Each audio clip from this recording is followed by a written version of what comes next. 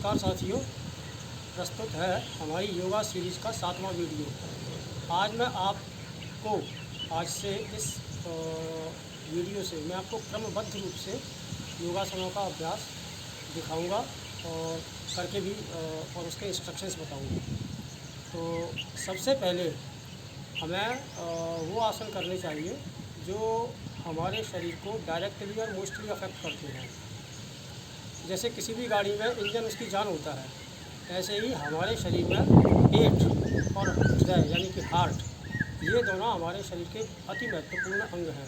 यदि हमारा पेट सही है यानी हमारी पाचन शक्ति ठीक है और पेट के अन्य अवयव यदि सही फंक्शनिंग कर रहे हैं, जैसे कि लिवर हुआ, आमाशय हुआ इत्यादि, और यदि हमारा हार्ट सही पंपिंग कर रहा है तो हम एक स्वस्थ जीवन जी रहे हैं। तो आसनों के कई वर्ग हैं और इनमें मुख्य रूप से इसको मोटे तौर पर 4 श्रेणियों में विभाजित किया गया है। पहला है पेट के बल लेटकर करने वाला आसन, दूसरा है पीठ के बल लेटकर करने वाला आसन, तीसरा है बैठकर करने वाले आसन और चौथा है खड़े होकर करने वाले आसन। तो आज हम पेट और पीठ के बल लेटकर करने वाले आसनों को देखेंगे। ये सीधे आपके आपके पेट के समस्त अंगों की मसाज, इंटरनल ऑर्गन्स जो भी हमारे हैं, जैसे लिवर है, किडनी है, स्प्लीन है, स्टमक है, इनकी एक इंटरनल मसाज करते हैं जो कि अन्य किसी भी व्यायाम अथवा एक्सरसाइज में संभव नहीं होती है।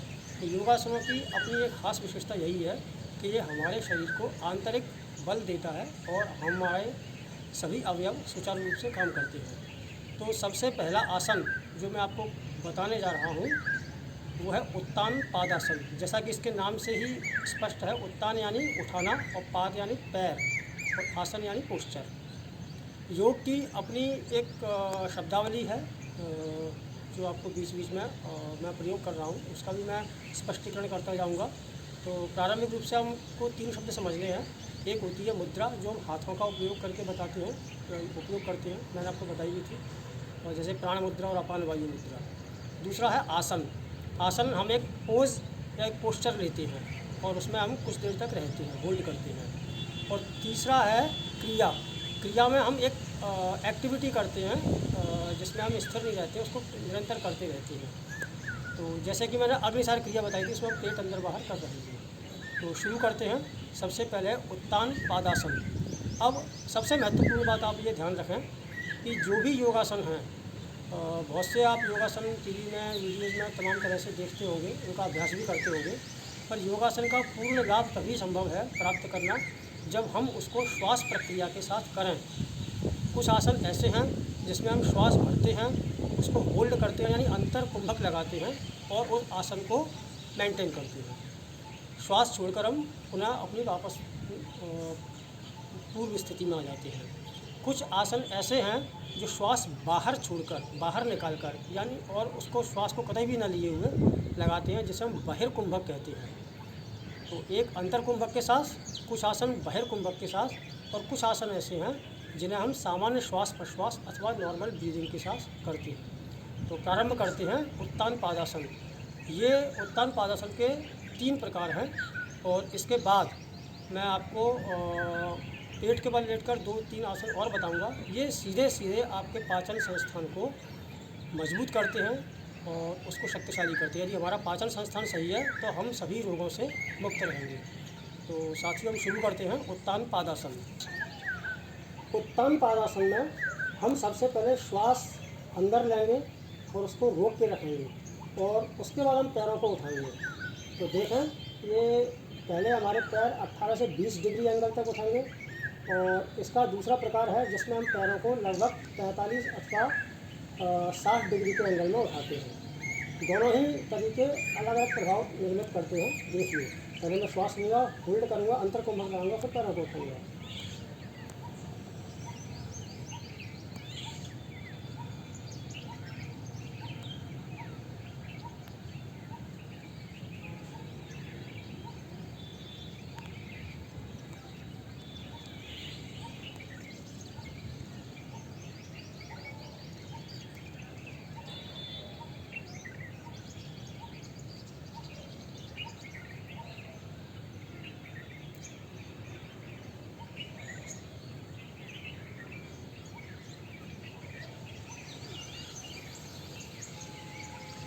इस आसन को लगाते हुए आप महसूस करेंगे कि आपके पेट के अंदर एक हल्की सी वाइब्रेशन या कंपन हो रहा है।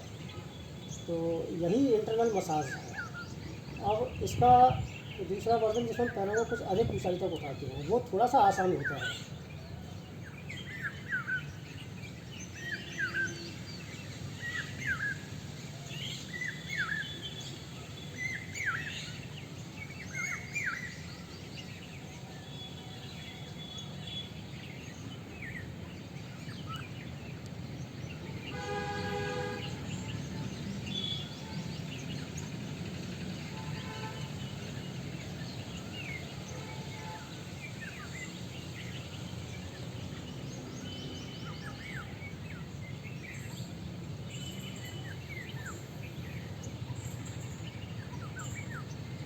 ये इसके दो प्रकार हुए। अब तीसरे में हम थोड़ा सा अपने सर को भी उठाएंगे और आप देख रहे होंगे कि मेरी आंखें बंद हैं।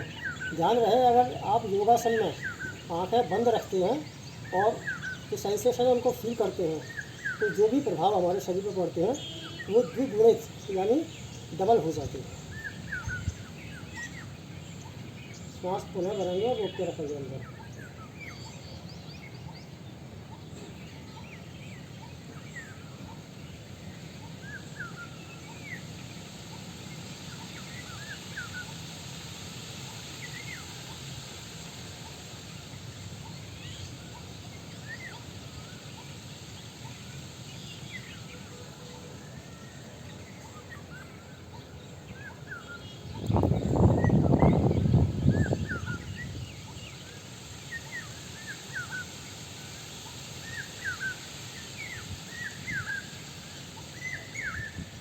ये उत्तान पादासन के 3 प्रकार हुए। इनमें तीनों में ही अंतर कुंभक के साथ इन आसनों को लगाना है। अब एक और महत्वपूर्ण आसन जो ज़्यादातर लोग लगा पाएंगे वो है नौकासन। इसमें हम श्वास भरकर उठते हैं और हमारी जब हम आसन को ग्रहण कर लेते हैं, पोस्चर ले लेते हैं, तो फिर उसके बाद हम सामान्य श्वास प्रश्वास लेते रहते हैं। नॉर्मल ब्रीदिंग चलेगी। देखिए,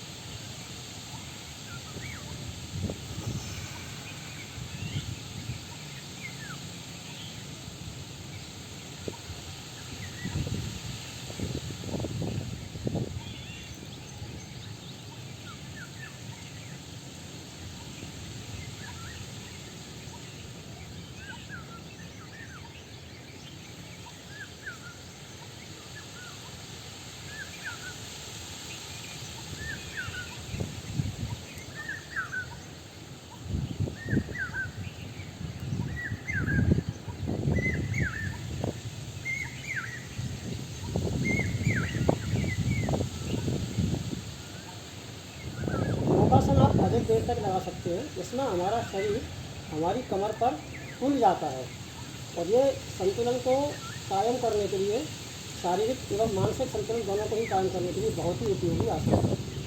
तो ये 3 उत्तान पादासन के प्रकार और एक नौकासन। अब इसके बाद हम करेंगे पेट के बल लेट कर करने वाले आसन। तो लेफ्ट साइड से मैं करवट लूँगा। ये जो मैं अभी जिस पोस्चर में हूँ, ऐसे, इसे मकरासन कहा जाता है। ये एक आरामदायक पोस्चर है और इसको ऐसे भी लगाया जा सकता है।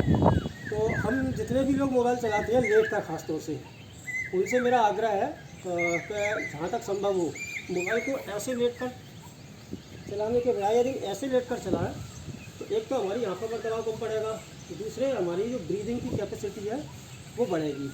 तो यदि आप कुछ पढ़ रहे हो या मोबाइल में कुछ देख रहे हो तो कोशिश ये करें कि आपको ये पोस्चर फॉलो करें। तो इस पोस्चर में सबसे पहला आसन है हृदय स्तंभासन। हृदय स्तंभासन ये हमारे हार्ट को बल देता है। इसको हम श्वास भर के लगाएंगे और अंतर कुंभक के साथ लगाएंगे।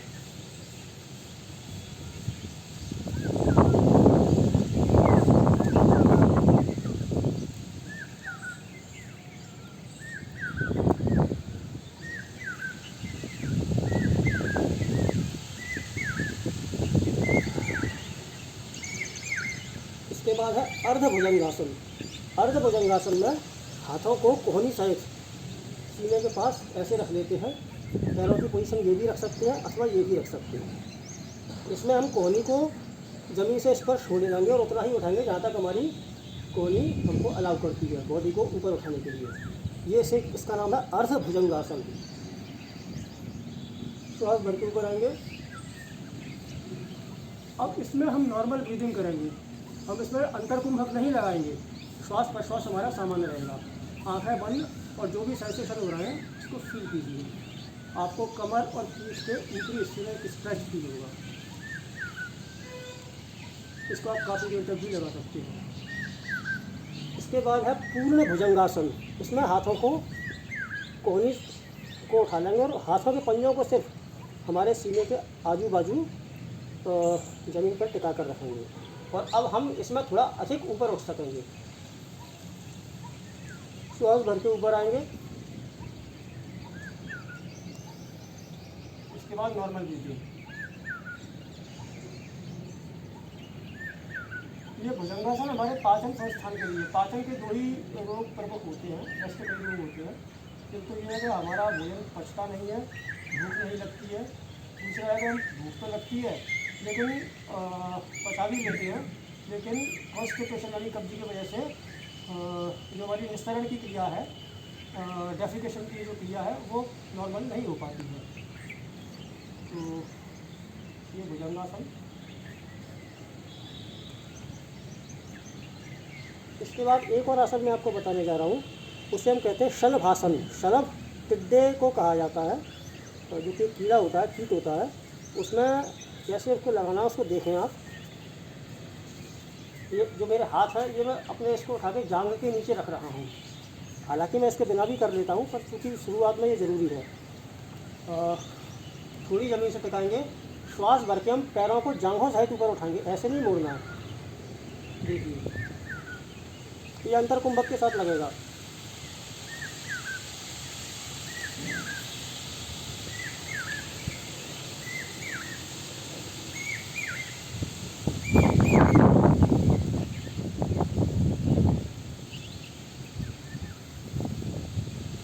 जब तक कुंभक संस्था है तभी तक इस आसन को लगाना है, और इनको कठिनाई हो, शुरू में नहीं लगेगा तो पहले एक पैर को ऊपर उठाना है, फिर उसके बाद दूसरे को उठाना है, और यहाँ होल्ड करके रखना है, और फिर उसके बाद दोनों को उठाएंगे।